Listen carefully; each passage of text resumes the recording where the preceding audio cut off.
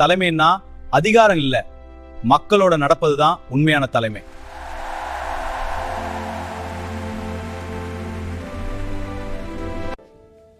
மக்கள் கொடுக்கிற நம்பிக்கை அதுவே பெரிய பொறுப்பு.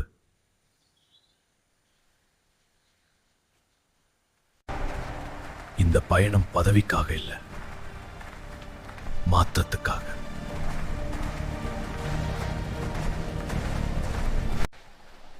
ஒவ்வொரு இளைஞரின் கனவும் முக்கியம். ஒவ்வொரு முயற்சிக்கும் வாய்ப்பு கிடைக்கணும். நேர்மை பலவீனம் இல்ல, அதுதான் மிகப்பெரிய சக்தி.